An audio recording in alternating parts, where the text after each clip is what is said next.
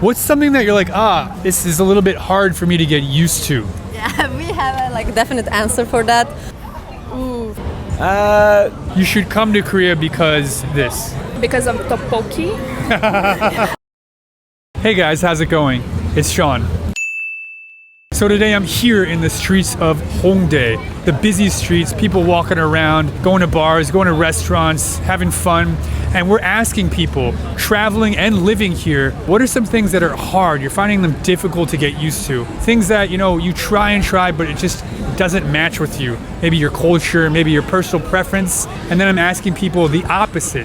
What are some things that you actually prefer to your home country? Things that you've gotten used to and you actually love. Also, if you're currently studying English, I recently released my course, 션의 살아있는 영어.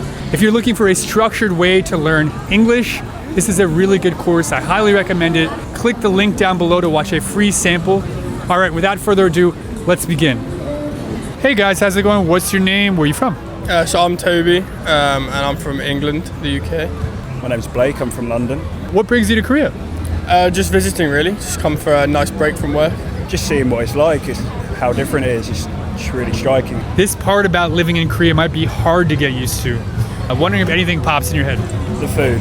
It's hard to get used to, but once you try it, it's about trying things. And once you try it, you won't go back. This is quite like a small one, but I've really noticed it. No one holds doors for each other at all, like ever. It's just like a really bizarre thing. Obviously, like in England, it happens all the time, but here we've just noticed that it's not like no one's being rude. It's just the way it is. Like that took some getting used to.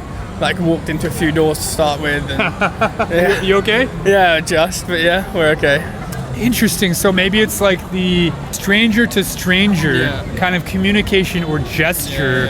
Culture is very much absent here compared to the West, particularly the UK. Yeah, definitely. It's like where we're from and the way we're brought up, you're kind of assumed to be friends with strangers until there's a reason not to be. Where here I feel like it's the complete opposite. Like until they're not strangers, you're not expected to go like the extra mile, like hold the door for someone or something like that. Kind of now curious about like maybe the opposite. Something you're like, oh yeah, if I lived here, I would easily get used to this and I would actually like it a lot. I mean, you got the normal answer of like soju, like that's pretty great. The food is also really great. So once you do like take the initial trying it all, it's so good. It's so much better than home. Yeah, the food here is just tenfold better. It's so good. Hey guys, how's it going? What's your name? Where are you from? I'm from Turkey. I'm also from Turkey. I'm the big sister. My name is Tuna. You guys related? Yeah, siblings. You can answer for her. How did you lose your voice? We were doing karaoke last night and she was screaming so loud, so she lost her voice. Oh goodness. So what are you guys doing in Korea? We are just traveling. We've been interested in Korean culture, like K-pop, K-drama, like since middle school, high school. So we just like came to, live our dreams. Korean culture, is it really popular in Turkey? Yeah, it is really popular. Other countries or whatever? Yeah, brother countries and like the girls like it very much there. Oh yeah? You came here, new language, new people, new culture, new faces, new food, new everything.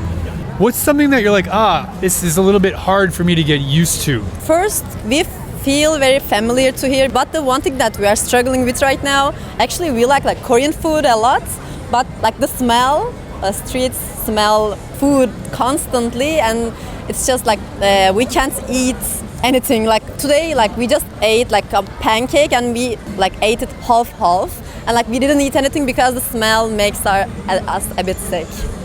And we like Korean food. Okay. Like, we eat like a lot in our country too, but that's what I'm struggling with. Okay, let me try to understand this. So you're just walking around and you're smelling food from the streets. Yeah, everywhere. Don't Even now. Yeah, don't you smell it? I smell. It smells like fish. Fishy, kinda. Smells fishy. And Maybe we are I'm not just used to it. Yeah, I've been here for 10 years, so maybe I'm just used to it. Yeah, no judgment. It's just like It's different. Yeah, it's different. So you're smelling food, you're smelling fish, Korean spices, everything, and it's making you lose your appetite. Yeah. Really? Yeah, but maybe it's also same in my country too. Maybe like other people that coming from like different countries also like struggling with the smell of Turkish food, but we are just used to it. Yeah. But right now, that's what we are struggling with. Wow, okay. How about the other way? Like, okay, I could get used to this. This is cool. This is awesome here. I wish I had this where I was living. In our country, like we can't find this youthful, like this lifestyle. And here you just like, you wanna go there and like have fun every day. Like we just wanna be here. We just wanna, stay in the moment, like watching lights, people and stuff. Yeah, I wish like we had this in our country too. Hey guys, how's it going? What's your name? Where are you from? So I'm Howard and I'm from Ireland. Yeah. Sammy, I'm from England. And Ronan from Ireland. What brings you guys to Korea? Are you living here or just visiting? So I'm actually studying in Hanyang University. Yeah, I'm doing a Korean course for the summer. I was in Japan recently, so I just thought I'd come to Korea just to visit. He's actually my brother, so I'm just visiting him. When first coming here, and since you've been here for a while, I'm wondering like, what's been like a little bit kind of difficult to get used to?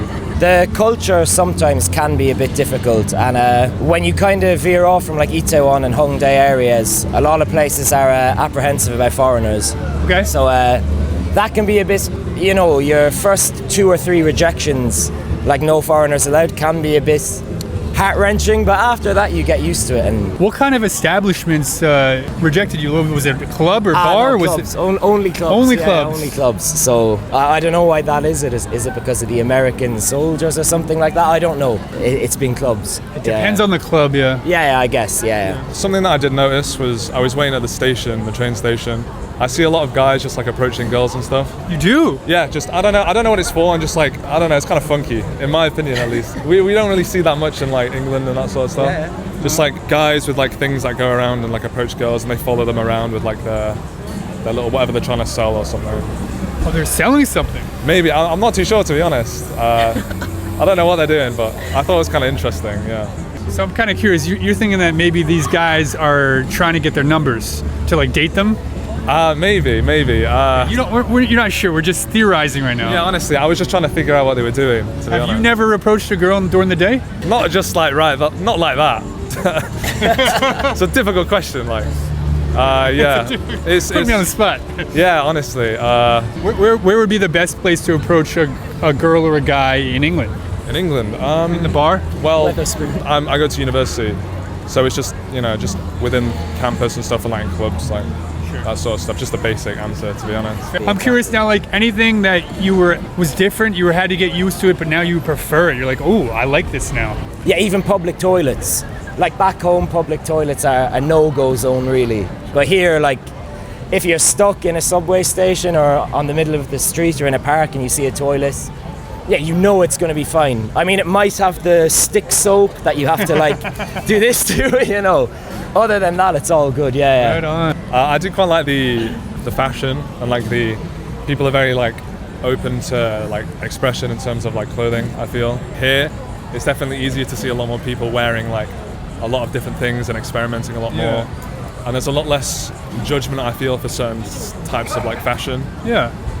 Whereas in England you'd see someone wearing something very different, people would judge them. The people are, very friendly, generally. Yeah, of course, we talked about some establishments don't let you in. But yeah, that's just the way it is. But generally, people are super friendly, old and young people. Yeah. Maybe because you guys are so cool. Maybe that's why. Well, Hey guys, how's it going? What are your names? Where are you from? I'm Lisa, I'm from Denmark. I am Bertram. I'm also from Denmark. Are you a couple? No. Brother, sister? No. Friends? Yes. All right. We've heard the brother-sister thing a bit. A lot. Yeah, a lot. But, I think your hair color is similar, that's Yeah. why. He looks very similar to my brother. It's quite scary. There you go. What brings you to Korea? I've been studying Korean for around 2 years, and it's my second time here. So 한국말 잘하세요? 아니요, 잘하기는 못해요. 잘 못해요. 네, 근데 지금은 공부하고 있어요. 오, 잘하네. Yeah, I understood none of that. I've been to Korea before, just for fun, but then I also just want to come back, and then I'm also studying Korean. When coming to Korea, maybe the first time you can remember it, it's different from Europe. I'm wondering, like, there's certain things you have to adapt to: food, people, manners, the weather. I'm wondering, what's something that's like difficult to adapt to? Like, you're having trouble getting used to this? Being able to get like proper breakfast, because everything opens at like 11 here, so it's really difficult to get like proper breakfast. Right. But then also just not being in the way for people and just speaking politely is also a bit different from Denmark, where everyone is not even close to as polite. Oh, so people are more polite here. Way more. So in Denmark, do people just like smack you in the face or what? Not necessarily, but it's more so we don't have nearly as much respect for each other, and we don't really show that verbally either. So what are some things that like you came here and you're like, wow, this is awesome. It was hard to adapt to at first, but now I like it. For me, it's definitely the meals, about how everything is about sharing like a bunch of dishes with each other. Because like in Denmark, when you go to a restaurant, you'll get your own dish, you'll just eat your own dish. But like the idea of like you get a dish and then you share it with everyone, it's great. I really love it here. It's like even if I don't like the food I got, I can still eat a bunch of other stuff, and it's like that's really great. So more of that collectivist food sharing culture. Yeah, because like in Denmark, it's more so, it's mine, it's my food, it's mine, get off. You have your food, don't touch mine. It's more so that than here where you, for example, Korean barbecue, you order for the entire table. Yeah. And you share it together. There's definitely something about like the respect between ages, like the oniopa, that entire situation. It's like very weird for me. I still can't get used to it. Yeah. But it's also kind of cool, like the way they respect like older people. I feel like they really care a lot about it as well. That's another thing I was very surprised about when I first arrived. It's like how much they care about it. Are you the same age or are you like apart? So. If you see someone younger than you, do you want them to respect you more? I wouldn't say no, because I'm still from Denmark, and from Denmark it's just like everybody's on the same level. Everyone's equal. What if they're like, oh, you, 언니? It feels very weird still, because I have some friends that I got while staying here in Korea, where we mostly also try to speak Korean together, and then when they do that, it feels very off. It feels you just can't very get used unusual. to it. It's like it's uncomfortable. Yeah. Hey, how's it going? What's your name? Where are you from? Hello, my name is Anna. I'm from Brazil. So, what brings you to Korea? So I'm a model actually. So I'm working here. I guess the old people, they are more close-minded. Yeah. So I think they're not like really happy with foreigners. Is there a specific example that makes you think that? For example, I went to a convenience store. I was just like waiting there for a bit, and the guy there was a bit rude with me, and I did nothing wrong, so I was like kind of shocked. And the drivers also, they're like a bit aggressive. Yeah. So that's what I'm feeling here. The taxi drivers. But I'm comparing with other countries in Asia. That's Yeah. I think a big thing too is like Koreans are pretty close with other Koreans too. Yeah. So people don't talk to each other in the street much here. I'm just comparing my experience around the world. Totally. But I just arrived, so maybe my mind will closed. change. Yeah, my mind will change soon, probably. Okay. If you make Korean friends too, yeah, that might help. You should come to Korea because this. Because of tteokbokki. I'm just joking. How the city is clean, it's completely clean. You cannot see like any trash on the street. Yeah. This is really good. Comparing with my country, also, this is perfect. How about the smell? A lot of people were saying that there's some weird smells here. Do you have an issue with that or no? For me, I'm already like fine with that. The smell is fine and it's kind of similar with other countries. So not an issue? No, I'm fine with that. Interesting. So that's really case by case, person to person, right? I think so, yes. Hey, how's it going? What's your name? Where are you from? My name is Alina. I'm from the UK. I live in London. How long have you been in Korea? Since August of last year. And what are you doing here? I'm an exchange student for 1 year on my year abroad at Seoul National University. When you first got here, you must have been like slammed a bit with culture shock. What was something that hit you and you're like, I'm having trouble getting over this? Oh, it's funny. I've already been here before. Okay. So I was here for summer school at Korean University for 2 months. But when I first got here, I think it was the sewer smell. Because I came right in the middle of summer and the humidity, and it was disgusting. But I'm also Indian, so like I can deal with spicy food. So Korean food really isn't like that much of a shock. And also London's so like diverse, so we get all sorts of food. So I've eaten Korean food before. Also, I think just like how nice people are as well. People are really, really nice here. Couldn't get used to it. No, because I'm obviously in the UK, everyone's really, really angry all the time and like miserable, and it's just a thing. But in Korea, everyone's really nice and like happy to serve you and stuff like that. And you don't have to tip. Like tipping culture isn't a thing here, where I know in America it's really, really bad. Terrible, like awful. so bad that like I'm ordering a cookie and she'll put this screen that's like 20% tip. It's like you don't need to tip, you're just doing your job. It's really stupid. Right. My rule is if I'm standing and I have to order, I don't tip. So Yeah. you couldn't get used to the sewer smell. No. You're not used to this humidity. No, it's really bad here. So how about some things that you got used to and now you actually perhaps prefer them? Definitely, I was telling my friend about this, the transportation system is like one of the best I've ever experienced. Like, obviously the underground is like dirty, loud, noisy, not like organized. So here it's like there's aircon, there's Wi-Fi, it's very modern, it's very clean, and people are very respectful as well. I think yelling in restaurants, like yelling for the waiter, like not like just like hinting at them like you would do in America or the UK. So yeah. So I do like that. Yeah. You like the directness. Yeah, I think so. Yeah. I'm ready for my dessert. Come over and give me dessert. Yeah. And honestly, like when I first yelled, I felt really awkward because I was like, "Am I just yelling at you?" Tokyo. Yeah. But now it's like just natural, and a few of my friends have visited, and I'm like, honestly, just shove yourself into the train, yell at them, like it's fine. It's just the culture here, and I think I prefer it. Hey, how's it going? What's your name? Where are you from? My name is Lila, and I'm from America. I actually came to Korea first in 2019. I was here for high school, and then COVID hit, so I went home for a bit, and then came back again since 2022. I'm a student at Yonsei. Studying what? International Studies and Political Science. Cool. I am dating a Korean very seriously, and I think I've had to understand the Korean mindset at a deeper level now. He's lived abroad as well, but I think still there's a big difference between an American ideal and a Korean ideal. It's interesting because when you date someone, a lot of those differences come out a lot, right? Yeah. Have you met his family? Yes, I have. Okay. Yeah. So that was the big scary part for me. Like hoping his family takes me in and likes me and all Did that. they good accept stuff. you? Yes, they have. Completely with open arms. I've been very, very loved by them. They've done a lot of good stuff for me. That's great to hear. Yeah. Oh, one kind of not deep thing that we go back and forth about sometimes is sarcasm. Ooh. Yeah, because I feel like Americans are very sarcastic, and we see it kind of like even with my own family, I use it as a way to get close to people. Humor. Yeah, but he doesn't like it at all. He sees it kind of as like disrespect.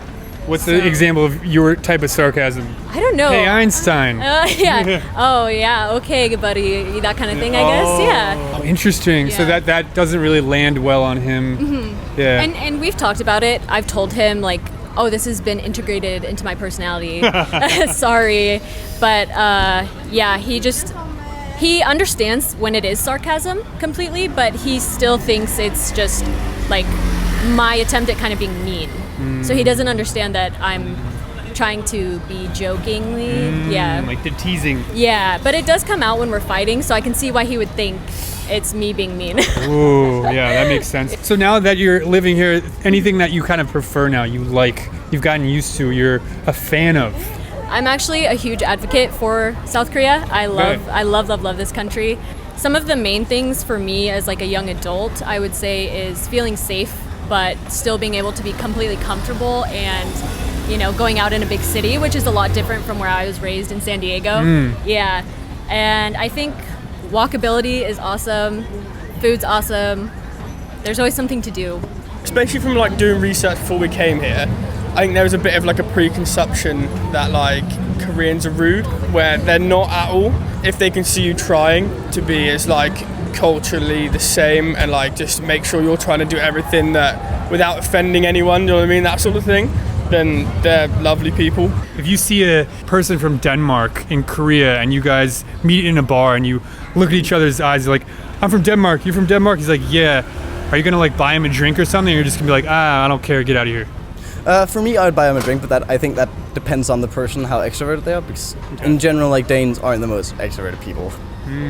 How about you? Would you be happy to see I would be very happy. I would be very surprised. I don't feel like it's often I see somebody from my own country here traveling in Korea, so probably, yeah. I gotta say, too, your guys' English is just like phenomenal. I mean, we all learn English, or I mean, most people in Denmark learn English from a fairly young age. Most people in the world learn English from a fairly young age. In Denmark, it's more so because Denmark is such a small country, so we don't use our own language anywhere other than in Denmark with family. Barely even. Like, even like me and Lisa every now and then just switch to English for some reason. Sometimes it's easier, huh? Yeah, I also speak English with quite a lot, like huge part of my family as well. Yeah, for foreigners learning Korean, it's a great language to learn because everyone's so helpful. And even if you make mistakes, they still hype you up.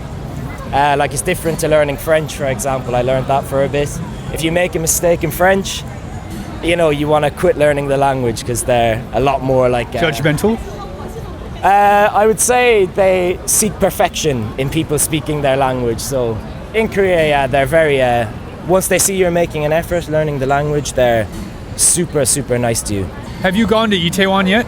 Yeah. There's a lot of kebab places there and Turkish place. Is that nice to see, or you're like, I don't want to eat that? I can eat that in my own country. No, actually, I needed that like kebab a lot, and like we did eat it, and we talked with the Turkish guys. Yeah. Yeah, it was like fun to have some people from our country. You got that like Turkish food recharge, right? Yeah, exactly. Battery level up. Yeah. Guilty? Yeah, okay. I think I was not expecting people to talk English that much, and I think like they know English at least like a little bit, that they can help us. They are also like friendly. Whenever like we want to dance in the streets, like whenever we want help, they always help. And I think like that's the Asian culture. They are always helpful to other people. So it sounds like there's like a theme in Korea of just getting whatever you want whenever you want. Yeah. Push a button, yell at somebody. Yeah. It's here, it's ready, I want it, I can get it. Yeah, I think like people would view it as like people not from Korea who have not been to Korea would view it as like impolite, but it's just like normal here. That it's like so normal that it is polite. It's like the polite thing to do. And like one time I think I tried to tip them and they like gave me the money back and I was like, oh, okay. All right, everyone, thank you so much for watching this video. If you enjoyed it, please let me know in the comments down below. Once again, I'm Sean, and I will see you in the next video. Bye. So when I first came to Korea, I didn't speak any Korean. I had to teach myself Korean. I started learning how to read and write. Then I learned the 100 most commonly used verbs in Korean. You know, things like 먹다, 하다, 쓰다, these kinds of verbs. I eventually started listening to easy conversations, easy dialogues in Korean. And let me tell you, this was the most helpful thing I did. If you're learning English, it's really important to listen to real conversations where you can hear useful expressions, useful words, useful grammar, and natural pronunciation. That's why I made 션에 살아있는 영어. I came up with a list of extremely useful conversational English questions, answers to these questions, and other expressions. I explain all of these expressions in detail in Korean. I give you several example sentences showing you how to use the expressions, and then, this is the best part, I go out into the streets and interview extremely fluent and native English speakers using these expressions so you can see in real time, living, breathing English, how it's used and how to respond naturally to everything. This is the course I wish I had when I was studying Korean. This course is perfect for people preparing for working holiday, studying abroad, traveling abroad, meeting foreign friends, meeting your foreign romantic partner's family. So far, people are loving it. To see a free sample lesson, click the link down below. Any behaviors or gestures, mannerisms that might clue you to the fact that they could be Korean? High intelligence, a lot of competition for being the best, maybe almost to a little like perfectionism. I feel like, I don't know whether it's just the pop stars, but some people are like so beautiful, they look like dolls. Like all of a sudden, it seemed like 5 years ago, you saw like Korean performers everywhere. But surprising for such a small country, like I said, to have such a big export in the entertainment business. Not sure how they pull that off, but... Hey guys, how's it going? It's Sean. So recently I visited the United States to see my family and some friends, and while I was there, I asked many people around me, friends and family, how they distinguish South Koreans from other Eastern Asians. We talked about appearance, style, mentality, cultural things, habits, and behaviors. It was a very interesting interview, and it was coming from people who have never visited South Korea with the exception of one person. So it was really interesting to hear their perspectives and to see how South Korea is represented in America. Also, if you're currently studying English and you're looking for a structured way to learn, I recently launched my course, 션에 살아있는 영어. Click the link down below to watch a free sample lesson. I think you guys are going to really enjoy that. Anyway, without further ado, let's begin this video. Hi, please tell me your name and where you're from. My name is Pat, and I'm from Philadelphia, Pennsylvania. My question for you, Pat, aka Mother. When you see someone who looks like they might be from East Asia, how would you distinguish whether or not they might be South Korean or not? By height, maybe skin color or tone, and face. Well, generally people from the north around the world are lighter skinned. True. So people that I've seen and known, they're very light, and even my skin tone are lighter. And I feel like, not 100%, but I do feel like their faces are all wider than like Chinese people, and they're taller. So I can just tell by that, mostly. Hey, I'm Andy. I'm from Pennsylvania. It's a little bit complicated question. In America, at least growing up, I was much more aware of Chinese and Japanese because those were sort of the East Asian cultures that were presented to me. And so when I see a Korean person, a lot of times I'm sort of like almost triangulating between there and like being like, okay, well, there are certain social behaviors that kind of remind me of Japanese and like sort of the importance of social structure and hierarchy, punctuality, attention to dress, and things like that. But there's also this... Not to say that that's absent in Chinese culture, but that's very exaggerated, or rather noticeable. In the set of... In Japanese and Korean culture. Yeah, within the set of East Asian cultures, the Japanese are the most like that, right? But then there's also more of like a standard home life, sort of, that you sort of see more in Chinese culture, where there's like, okay, the family unit is very important and things like that. And then physically... They of course look very East Asian, but there's the particular aquiline shape of the nose. Often if the people are a little bit taller, I think maybe they're Korean. Also high cheekbones. Very strong face, you know, almost like it's almost like the East Asian version of someone from like northern Italy, almost, in my mind. That's sort of how it kind of looks to me. Hey, how's it going? What's your name and where are you from? My name is Arthi. I am from Philadelphia. But originally I'm from Virginia, which is another US state, and I grew up near Washington, D.C. There's just a Korean look. I grew up in an area with a lot of Koreans, like I had Korean neighbors when I was a kid. So I've got a sense for it. The culture is extremely distinct. The skincare, obviously, you know, that's become really trendy, so I notice Koreans tend to have very good skin. True. More interest in like fashion and appearance. My name is Sam, and I'm from Los Angeles.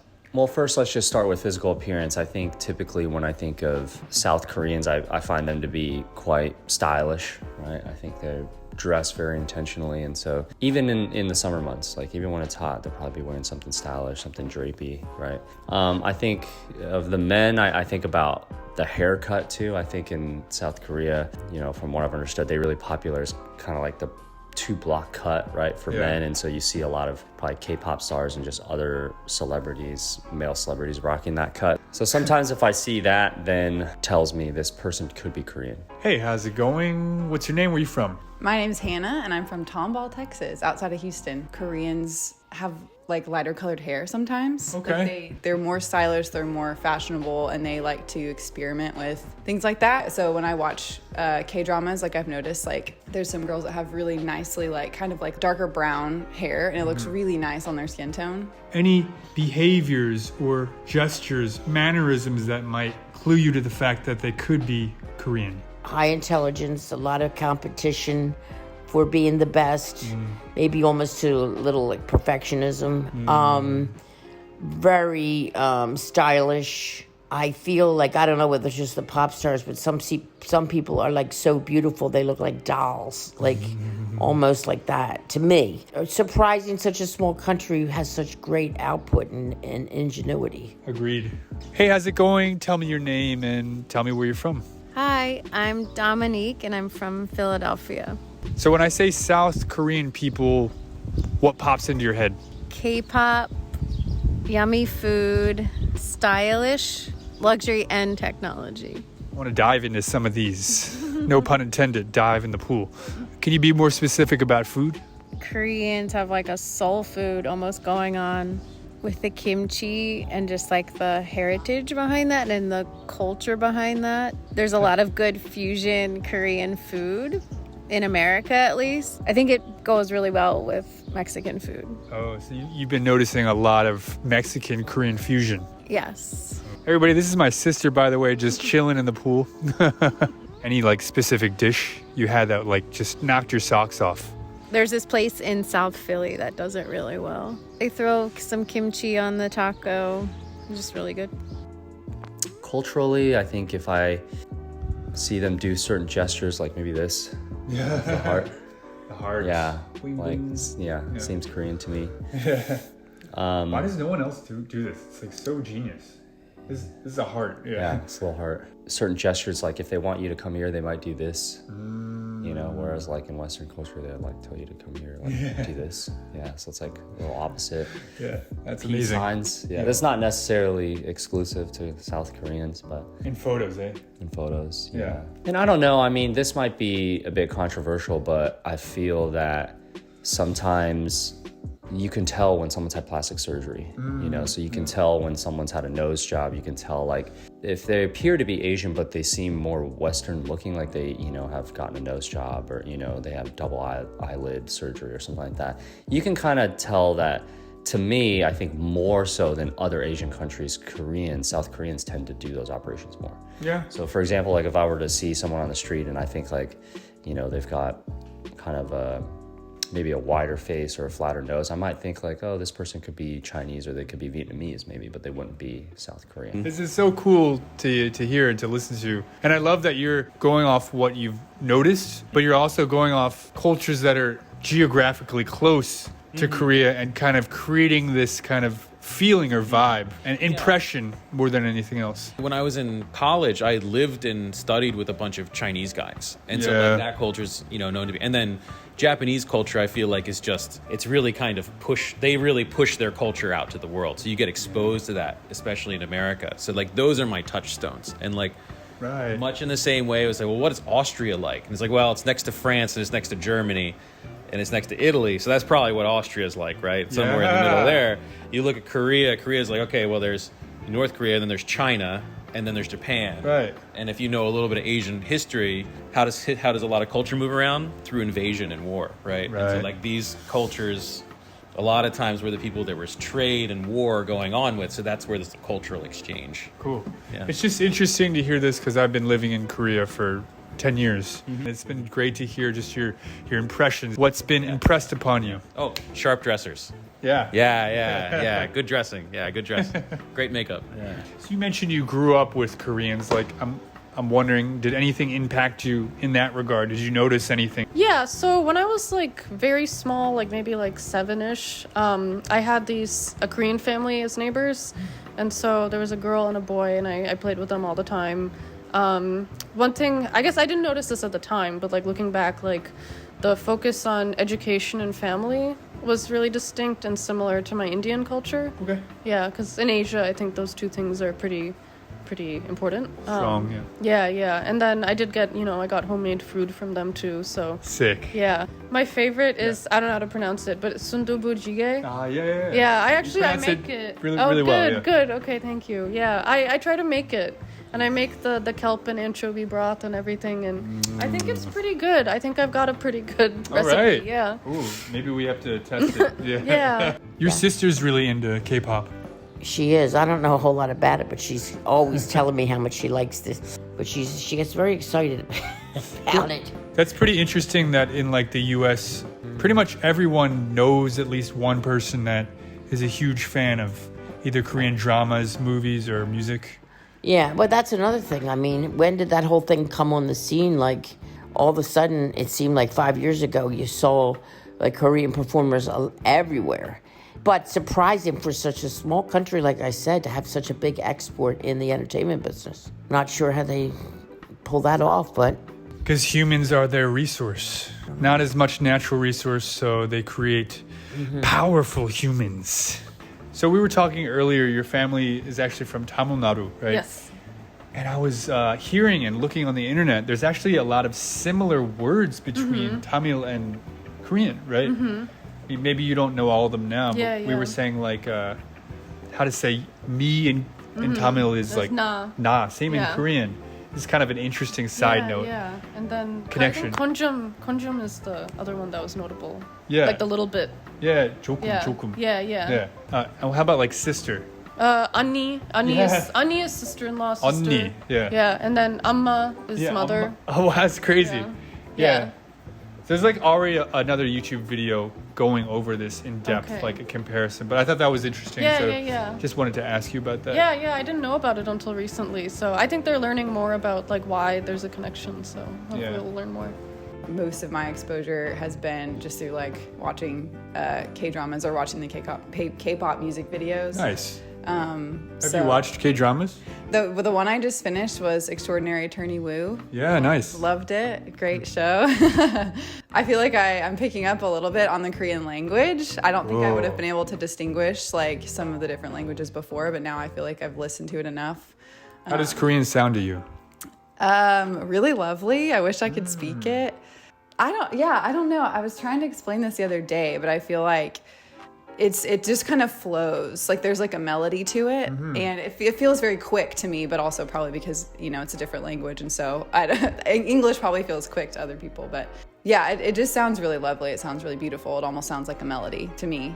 English sounds more harsh, maybe. Oh, and another thing is about the intelligence. I just think it's amazing that a king or somebody invented an alphabet.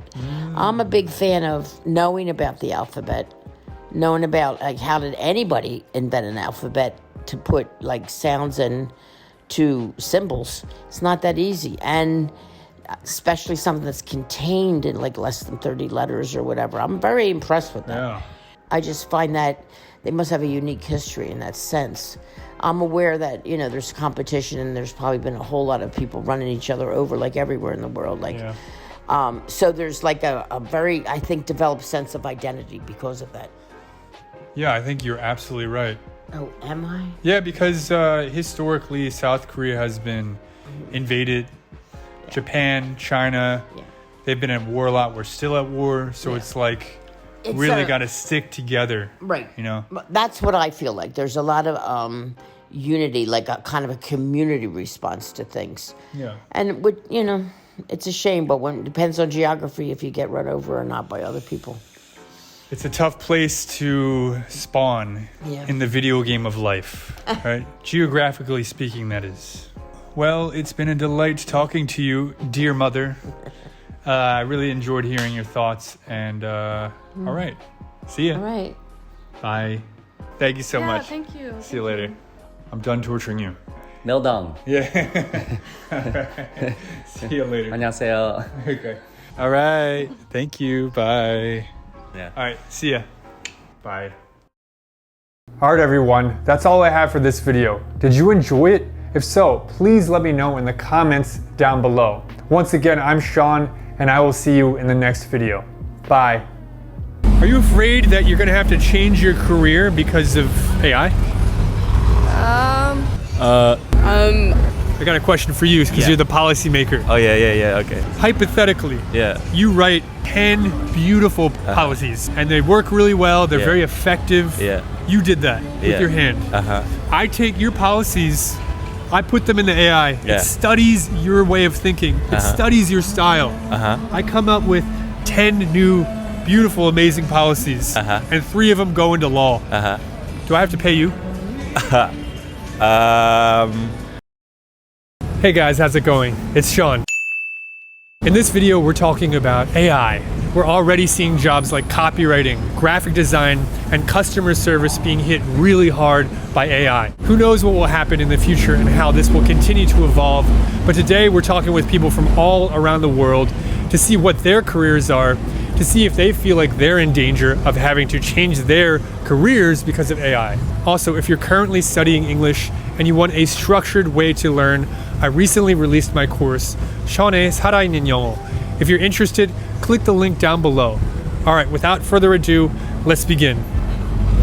Hey, what's your name? Where are you from? How's it going? Hi, my name's Kiri. I'm from America, and things are going pretty good right now. What are you doing in Korea? Right now, I am studying abroad at Yonsei University for a semester, and I leave in like 3 weeks. Oh, so you're almost done here? Yeah, but I am gonna come back in like February. Okay, so you like being here? Yeah, I really do. I like how pretty it is here, and I really like the food. Your headphones are pretty cool, by the way. Thank you so much. Oh my gosh, I love Spider-Man, so yeah. I really like this. All right, cool. Are you afraid of losing your job because of AI? Okay, well, my future job is going to be like a crime scene investigator, and I do feel like they could use AI to help with like the investigation and stuff, but I do feel like it would cost a lot of money to provide that much AI for that. And also, if they do make a mistake or miss like a crucial detail, that could be like fatal, or it could be like really big. I could just imagine it's like the AI points you to the fact that the evidence is like the guy with the yellow hat is the criminal, but actually it was the guy with the blue hat or something. Right. It's just Right. like huge mistake. Yeah. Exactly. Right. So on that end, it's almost like a doctor or a lawyer or something. Every detail has to be so perfect, Right. that if it's not, there could be a huge consequence. Exactly. Yeah. And that's what I'm thinking, like, I don't think I would have to worry about losing or risking like losing my job or like changing professions entirely. But yeah. Right. You can't really automate that either. Right. Like it's so case by case, no pun intended. Yeah. You like that? Yeah, that was funny. Hey, how's it going? What's your name? Where are you from? I'm from France, and people here call me Riku. Riku. Ooh, I like it. What brings you to Korea?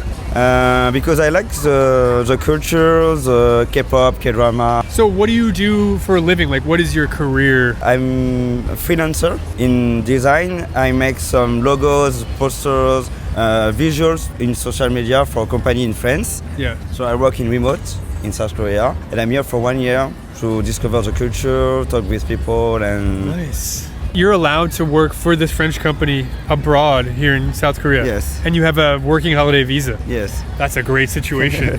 I gotta ask though, Riku, you've seen AI generated art. You've seen Dali, you've seen Midjourney. What do you think about that in the future and your career as a designer? I think yes, some company want to work with AI Instead of a person. Instead of person, but it hasn't affected you though, huh? No. That's great. I saw a lot of designers talk about the problem of AI, but for me, I think we need to learn to work with AI, to work faster, to have more idea or find more ways to do our job more quickly and more faster. So for me, I'm not afraid about it. Hey, how's it going? What's your name? Where are you from? Hi, I'm Daniel. I'm from the Netherlands. So what brings you to Korea? I'm just on a visit here, visiting some friends. Yeah, that's it. Oh, you're just traveling? Yeah. I studied Chinese in Taipei, but I bailed, so it's too hard. How are you liking Korea? Is it all right? Yeah, I love it. I like it a lot more than Taipei, so. Oh, maybe you should study here. Yeah, it would have been a better option, but I'm out of money right now, so that's not a... That's life, right? Yeah, it is what it is. What career do you hope to get into? A career in politics would be nice, but it's a lot of work. Do you want to be like a politician? Oh, no. Just like, maybe like policy making. So like making better laws that help us live safer and happier lives. Exactly. Yeah. Like don't put your trash in front of your house, put it behind your house. I don't know. Yeah, something like that. Yeah, okay. yeah. Are you at all afraid that AI will kind of replace humans in this regard in terms of politics? In politics, as we're talking about policy writing, maybe it could could replace people who write policies, as it could propose a better solution than the policymakers themselves, based on like computer science or whatever it's behind it. So maybe the AI could write better policy. Yeah, it could. It could. You know, it's because it's a problem-solving tool as well, right? AI. Right. And policy making is problem-solving. So. Hey guys, how's it going? What are your names and where are you from? My name's Jada and I'm from Michigan. Okay. And my name's Emma. I'm from the United States. What brings you guys to Korea? So we're both actually studying at Yonsei. I'm an exchange student, but she's a full-time student. Are you enjoying Korea, living here? I love it so far. I've only been here since February, but yeah, I have nothing bad to say about it. I enjoy it a lot. Good to hear that. Yeah.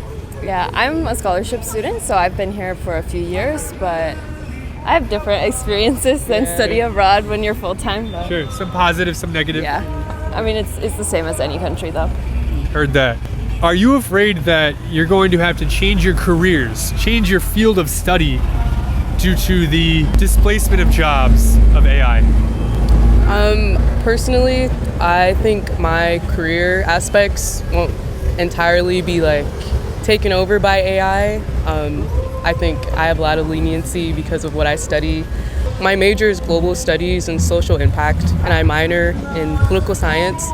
I think there's actually a possibility that it might open paths, because for my major I study human rights a lot, and so there's a lot of discussion right now about how like privacy breaches or automated decision making, how that might take accountability away from businesses and affect our human rights. So that's interesting. It could open paths. I don't know. It depends on which route I take human rights. So. Hey, how's it going? What's your name? Where are you from? I'm Franca. I'm from Germany. What brings you to South Korea? So I was traveling in Japan and my flight is cheaper from here, so that's why I'm here. And I have a nice tattoo artist who I will get a tattoo from tomorrow. So can I ask, what do you do for a living, or what is your career? I will study theater pedagogy. Are you afraid that you're going to have to change your career because of AI? I'm in theater, I think. I'm not afraid of losing anything. You feel safe? Yes, I feel safe. Hey, how's it going? What's your name? Where are you from? My name's Josh. I'm from the UK and I'm studying at Yonsei at the moment in Korea. Cool. Can I ask what you're studying? I study business or international business. So you're in Korea. You enjoying your time here so far? Yeah, I've loved it. It's way better than the UK, but that's in my opinion. Are you afraid you might have to change your career, or you might lose your job due to AI? Being a student at the moment, I feel like it's definitely a worry for a lot of people, because every year it just gets better and better, and you see it just taking more jobs, more difficult jobs, and I just don't know where it's going to stop, but I don't know if it's going to optimize and help you or completely take your job. I feel like there's a very fine line that it could be in between. What job will you go to that you think is safe? Because you're still young, I think.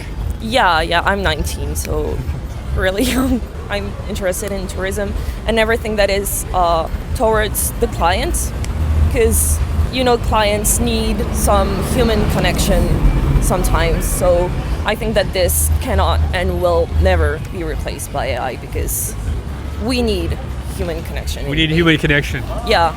Would you ever use an AI therapist? No. Can't trust it?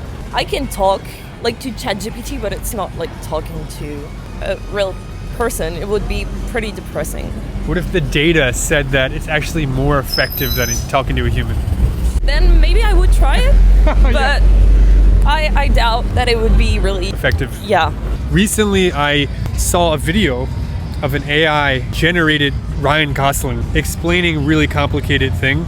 They matched his voice and his mouth movement, and it looked like he was explaining AI in the video.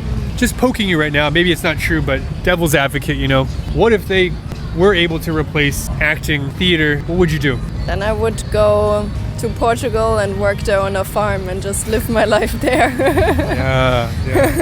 Yeah, like my mother is a waiter, so I was with her in Japan, and for her it was very weird to see, because she said, oh yeah, but you see, they don't need me anymore, because of this. So maybe for some people they might feel useless, or they might feel like they cannot do anything. For me it's just I know I like to work, so I will find some work for me to do. I would not if they want to replace me, I will find a way not to be replaced. I guess. You're not afraid of that? No. That's great. What would be something you would maybe have to change to if you would need to, in terms of a major or a career? I can always teach English in somewhere, or teach I like diving. That's another thing. Diving? You can't really, I don't think AI is going to replace teaching people diving. I hope I'm not wrong on that, because otherwise I'm screwed.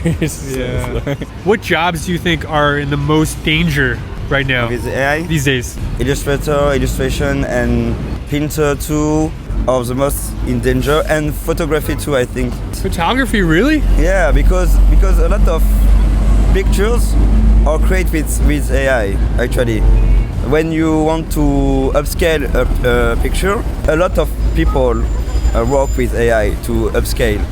Some of my friends are software engineers and stuff. Yeah. So I think that's a big danger for them, right? For software engineers. So yeah, definitely. Are they feeling the heat? Yeah. Maybe my father's job, because he works at Philip Morris, making cigarettes and stuff like that.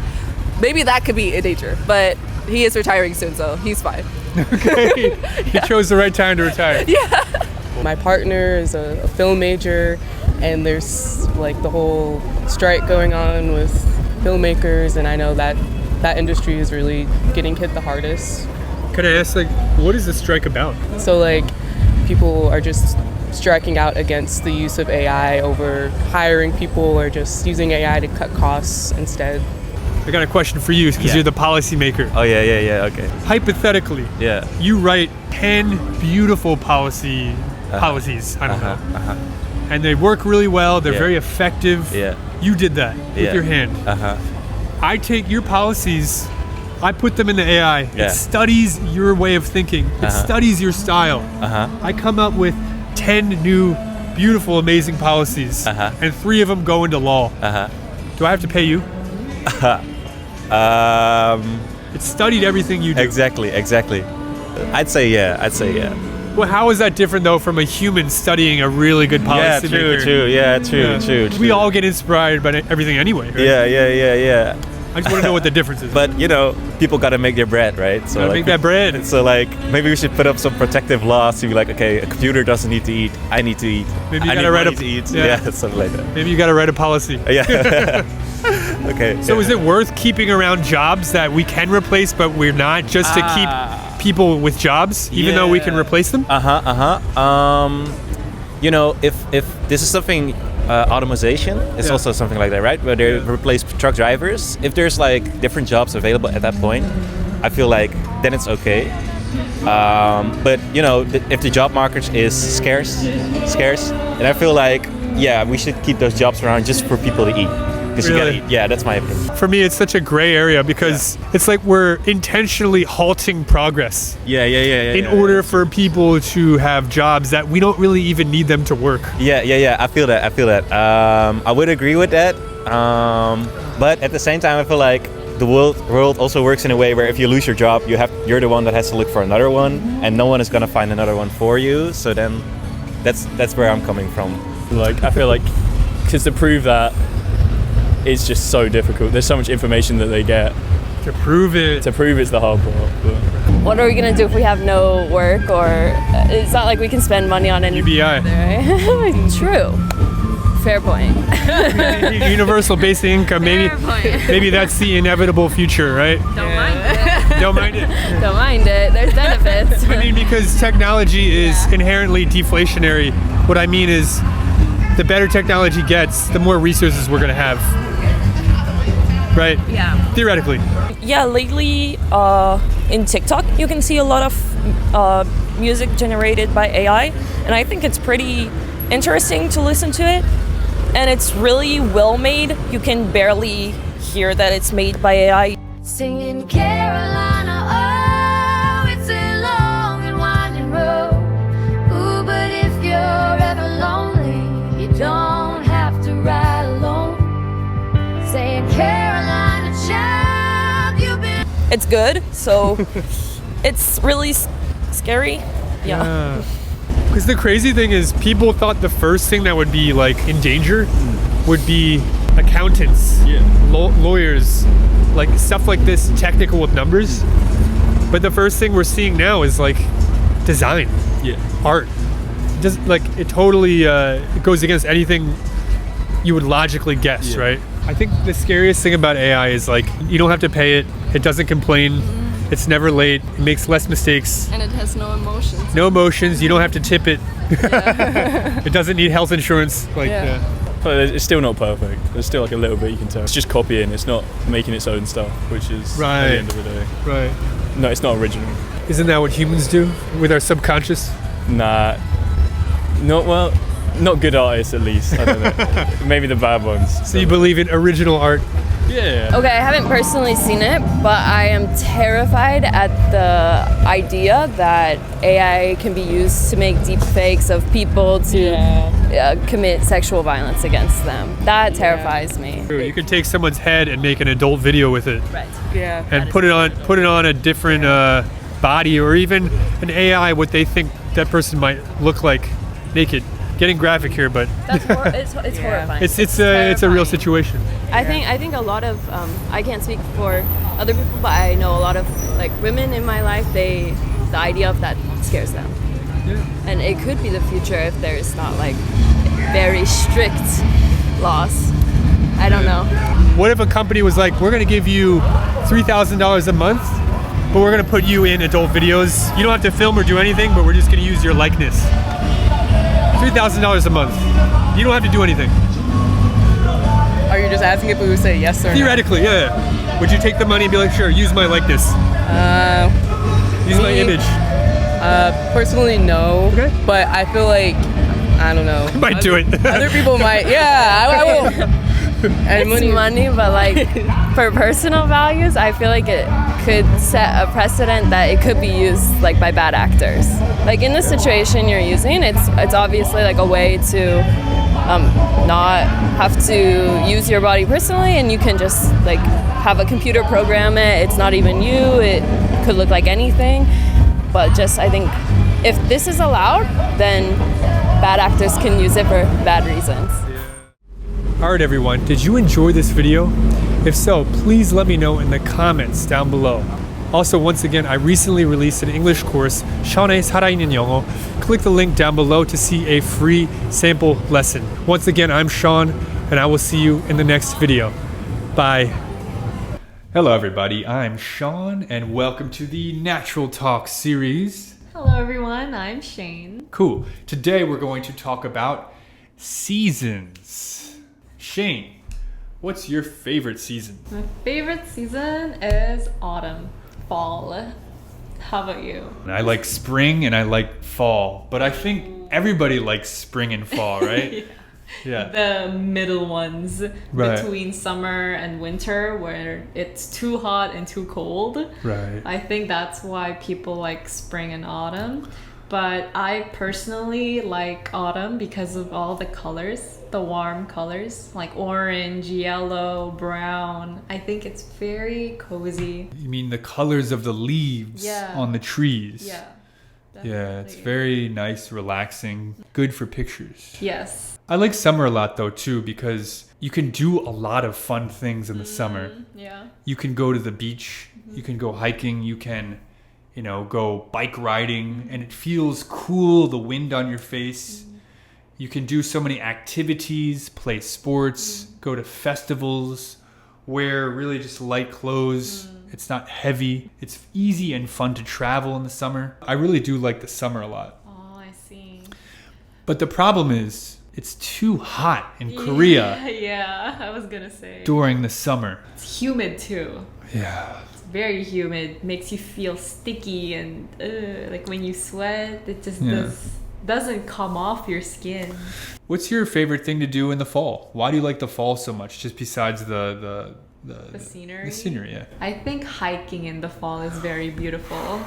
Like hiking and the mountains are all different colors. I think hiking is best done in the fall for sure. Plus, like, it's not too hot and not too cold. You're not sweating as much as you would in the summer. And when you go up to the top, it may be a little chilly, but it's great for resting after the long hike, eating something at the top. It's great. That's a great point. Yeah.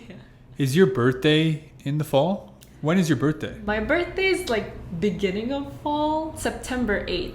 Okay. So like in the middle of summer and fall. Yeah. Yeah. Cool. So I think it's really nice. Nice. Yeah, my birthday is also in fall. It's in November. Ooh. Yeah. The end of fall. Yeah. So on my birthday, it's usually fall and it's like really cool. As you said, the leaves are beautiful in different colors.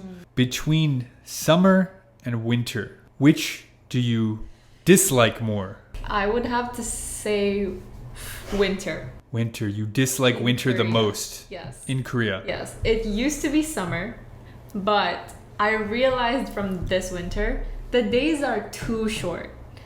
And I really like sunlight, so it's too short. It makes me feel a little sad because it's always dark and it's really cold, so it makes me want to stay in more. For me, winter's just boring. You can't do much. Yeah. You can't go outside when it's super cold. Yeah. And you have to wear this big jacket. Heavy. It's heavy, it's sweaty, it smells bad. And to go where? To go to a mall, to go to a cafe. Like, winter, I think, is definitely my least favorite season. I think snow is very pretty. And it's nice to see like the mountains and the nature when, you know, it's snowing. What's your favorite thing to do in the winter? I like going to the spa, the 찜질방, in the winter. I think it's a very nice way of kind of getting that heat in, going in the sauna, and then maybe having a hot bowl of ramen at the spa. I think it's a very good way to kind of, I guess, you know, get in that heat inside you during the cold winter months. Yeah. I think it's a very fun way. I love that answer. That's a great answer. The sauna and the spa during the winter time is a great thing to do. Yeah. Because everything is inside. Yeah. So you can go in the hot tub.